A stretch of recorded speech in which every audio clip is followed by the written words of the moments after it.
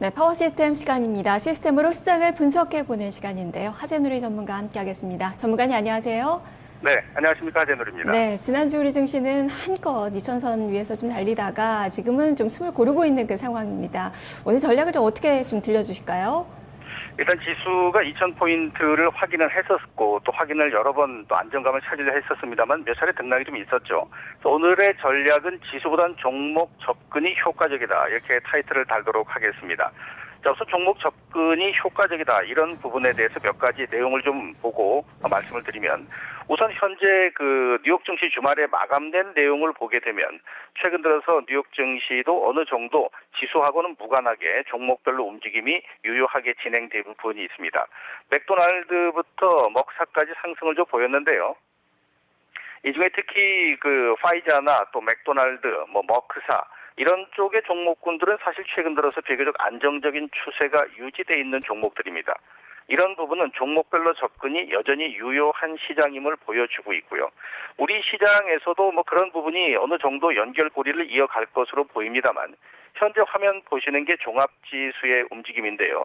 자, 대형주를 잠깐 보시게 되면 비교적 움직임 자체가 안정적이다 보기에는 조금 미흡한 부분이 있습니다. 지수 움직임이 중간중간 브레이크가 좀 걸리는 모습이 있고요. 반대로 중형주 움직임은 추세적인 상승세가 이어지고 있는 모습이죠. 지수보다 훨씬 더 안정감이 있는 모습을 보여주고 있고 소형주 역시 움직임 자체가 추세가 이어졌는데 이틀 정도 조정을 받았기 때문에 오히려 오늘 같은 경우도 중소형주 쪽에서 접근해 볼 수 있는 기회가 훨씬 더 클 거로 보이고요. 자, 그다음에 최근 이런 종목들의 공통적 특징은 기관들의 매수세가 비교적 무난하고 안정적으로 그리고 지속적으로 유입되는데 장 후반 들어서 강한 모습을 상대적으로 보입니다. 따라서 기관이 장 중반 이후 매수를 강하게 시도하는 종목 쪽에서 포커스를 맞춰 주셔야 되겠고요. 더더욱 중요한 것은 거래량이 증가되는 종목들, 지수 관련 종목이 아니더라도 거래가 증가되는 종목들은 최근 들어서 하루 이틀 정도 답보 상황은 보이지만 한 차례 상승을 시도한다는 점을 꼭 기억하실 필요가 있습니다. 따라서 오늘 종목별로 이 말씀드린 내용들의 포커스를 맞춰보시는 게 중요한 핵심 포인트가 될 것으로 보입니다. 네, 수급적인 측면에서 많이 좀 관심을 가져봐야 되겠네요. 거래량이 늘어나고 있고 전체적으로 기관은 착실한 매물이 나오고 있지만 기관의 매수가 강한 그 종목군들을 찾아보자라는 말씀이신데 이제는 좀 지수를 좀 보도록 하겠습니다. 이번 주에 또 추석 연휴를 앞두고 있다는 측면에서 2000선 안착을 기다리기가 또 쉽지는 않은 그런 장세인데요. 자, 오늘 지수 지지선과 저항선 어떻게 좀 설정하고 계신가요?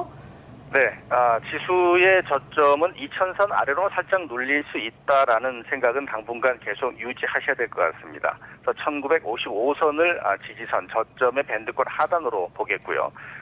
상승한다면 2010포인트까지 볼 건데요.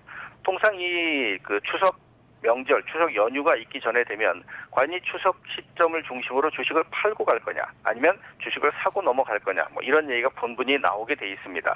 그래서 아마도 지수의 변동성이 어느 정도는 생길 수 있는데 문제는 지수에 대한 부담감이 크지 않은 종목이 움직인다면 지수를 보는 시각과 종목을 보는 시각을 조금은 달리 보시는 것도 필요한 시점이라는 말씀까지 드리도록 하겠습니다. 네, 그만큼 지수보다는 종목이 중요하다라는 말씀이시네요. 자, 종목을 설정하려면 또 주식과 현금 비중을 어느 정도 좀 분포를 해봐야 될지 좀 고민이 되는 그 시기인데 어떻게 변화를 주십니까?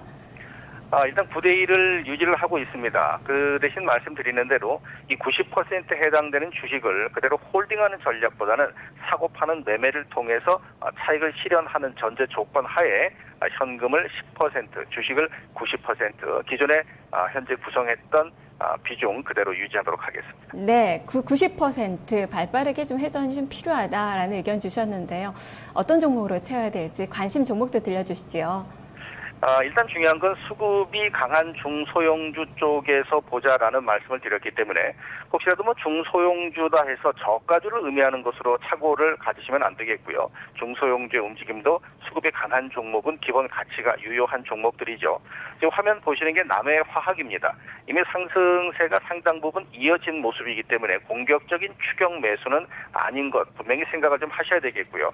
단기선 간의 이격이 어느 정도 좁혀지는 것이 필요하기 때문에 지수 움직임이 다소 약세를 보이거나 조정을 보이면 순간적인 저점이 형성될 수가 있죠. 그 저점을 공략해 보자라는 시각으로 보시면 될 것 같고요. 오히려 그런 부분에서 본다면 지금 현재 남해화학은 기관 쪽의 매수, 앞서 말씀드렸던 부분과 일치하는 모습이죠. 기관 쪽의 매수가 상당히 공격적인 만큼 물론 이제 기관이 차익 실현을 하는 부분도 일부 나타날 수는 있겠습니다만 그래서 눌리는 시점에서는 오히려 매수 관점에서 주목을 하자 이런 부분에서 우선 말씀을 좀 드리도록 하겠고요. 두 번째 종목은 GKL입니다. 아마도 대중국 관련된 부분의 종목이고 중국 여행 수요가 증가된다면 또 거기에 부합될 수 있다라는 얘기는 많이 언급되고 있는데요. 자, 화면 여기 보시게 되면 지난주 딱 일주일간 계속해서 기관 매수가 훨씬 더 강하게 늘어나는 추세를 보이고 있습니다. 자, 이렇게 매수세가 늘어나는 모습을 보이고 있다는 것은 추세적인 상승세가 아직은 이어질 수 있다라는 의미인데요. 고점 위에서 거래가 증가됐기 때문에 하방 경직을 우려하는 모습보다는 저점에서 오히려 매수 시각을 가지고 접근해도 단기적인 차익 실현이 가능치 않을까 이렇게 볼 수 있는 부분인데요. 물론 기관 쪽이 전체적으로 시장의 방향성을 주도하는 것은 아니고 종목별로 주도하는 모습이 있기 때문에 장중에 눌리는 시점을 노리시되 공격적인 추격 매수를 시도하는 것은 어느 정도는 자제하는 전략이 오늘 시장에서 수익과 연결될 수 있는 투자 전략이라고 말씀을 드리겠습니다. 네, 말씀해 주셨던 남해화학이나 GKL이나 모두 상승 추세가 살아있는 그 종목이에요. 수급적인 움직임도 상당히 메리트가 있는 그 종목임에 틀림이 없는데 주가가 많이 올랐다는 측면에서 본다면 지금 매수하기는 좀 늦은 그 시기는 아닌가요? 네, 그래서 말씀드린 것이 추격 매수는 안 되겠다라는 말씀을 드린 건데 예를 들어 지금 화면에 보시는 GK를 보더라도 단기선 간의 5일과 20일선의 이격이 엄청 벌어져 있지는 않습니다만 그 추세가 지난달부터 계속 벌어진 상태를 유지하고 있기 때문에 급격한 급등보다는 횡보가 나온 뒤로 반등, 횡보가 나온 뒤로 반등 이런 부분이 반복될 수 있는 시점이기도 합니다.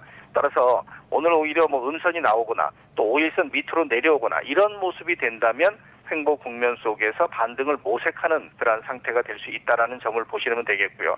남해화학도 마찬가지죠. 현재 이격이 좀 벌어져 있기 때문에 당연히 5일선 아래권대를 노리는 것이 상당히 안정적인 그리고 단기적인 반등을 노리는 매매 전략이 지금 전략의 핵심인 만큼 접근 가능성은 눌림 시점에서는 유효한 것으로 보셔도 괜찮을 것 같습니다. 네, 오히려 조정이 반가울 만한 그 종목이네요. 말씀 잘 들었습니다.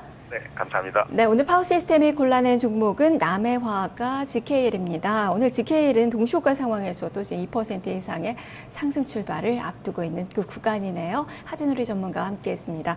자, 이어서 객장으로 가보겠습니다. 오늘